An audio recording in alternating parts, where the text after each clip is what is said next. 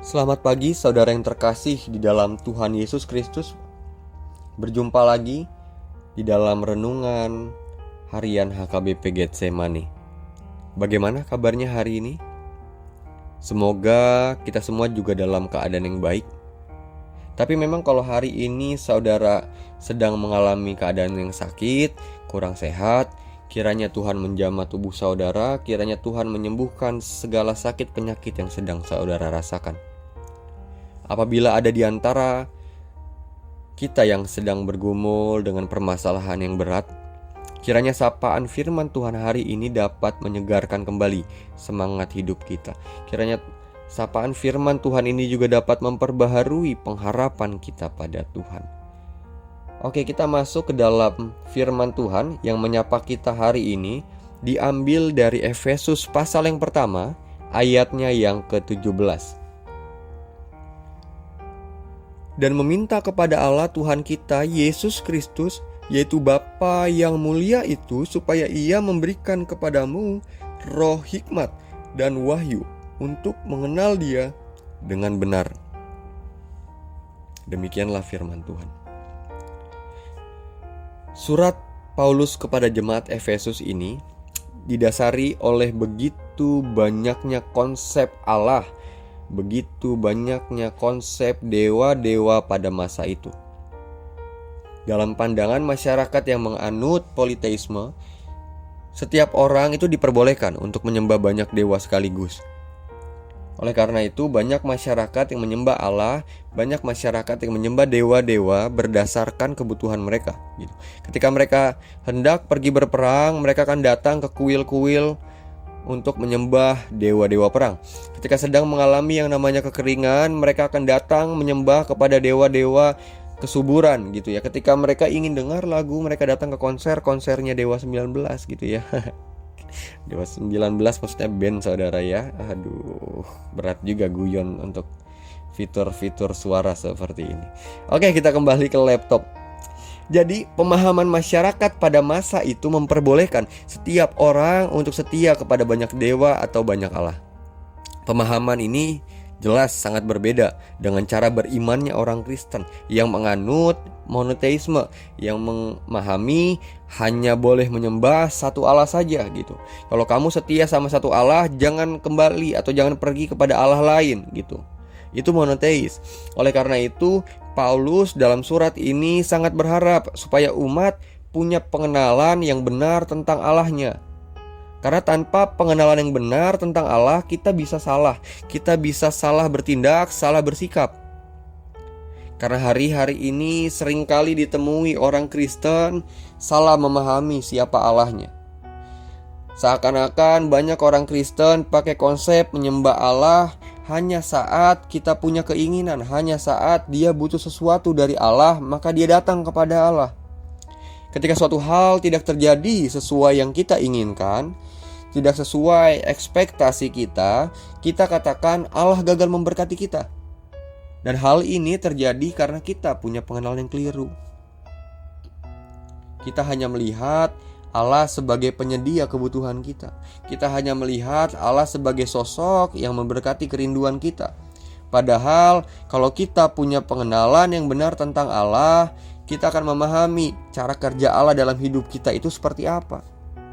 Karena orang yang punya pengenalan yang benar tentang Allah tidak akan kecewa sekalipun dirinya berada dalam lembah-lembah kekelaman. Karena ketika Allah mengizinkan kita berada dalam badai ataupun kita diizinkan berada dalam lembah kekelaman, bukan berarti Allah gak sayang. Bukan berarti Allah membiarkan kita, melainkan ada suatu maksud yang Allah hendak bawa ke dalam hidup kita.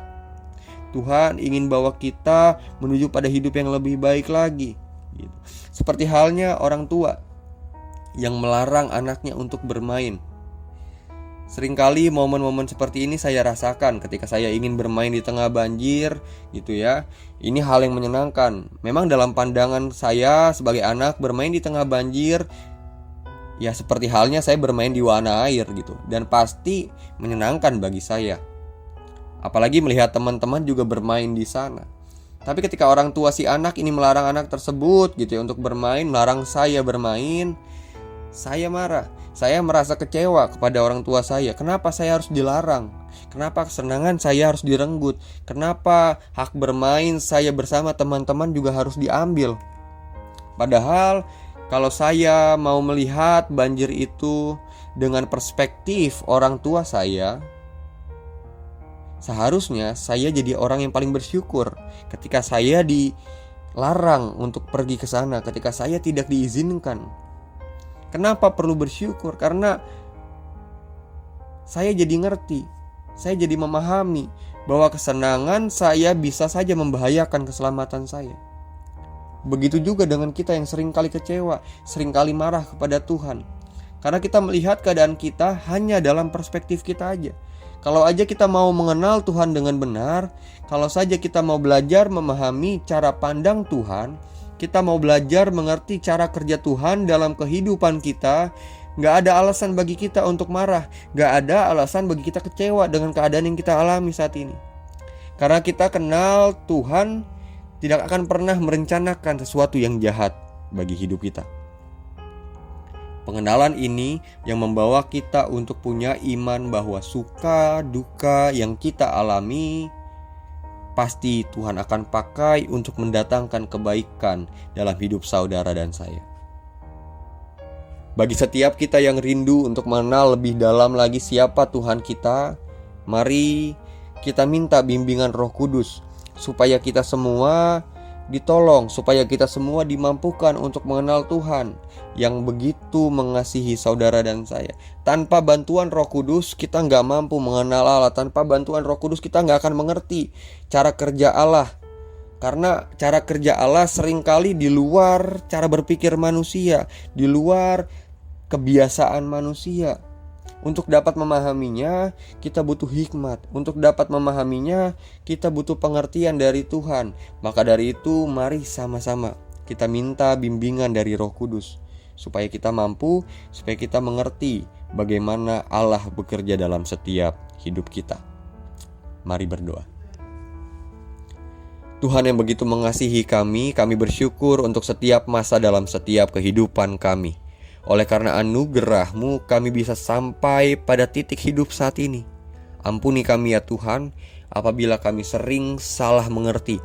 Ampuni kami Tuhan kalau kami sering salah memahami maksud dan kehendak Tuhan dalam kehidupan kami. Kiranya Roh Kudus tidak henti-hentinya membimbing kami untuk mengenal Tuhan lebih dalam lagi. Karena kami percaya pengenalan yang benar tentang Tuhan membawa kami pada cara hidup yang benar. Ya Roh Kudus, kuatkan iman kami, teguhkan percaya kami, supaya apapun yang kami alami saat ini tidak mengubah pandangan bahwa Tuhan sungguh amat baik, bahwa Tuhan Yesus sungguh mengasihi saya. Terima kasih Tuhan, inilah doa dan permohonan kami di dalam nama anak-Mu Tuhan Yesus Kristus, Juru Selamat kami yang hidup. Kami berdoa. Amin.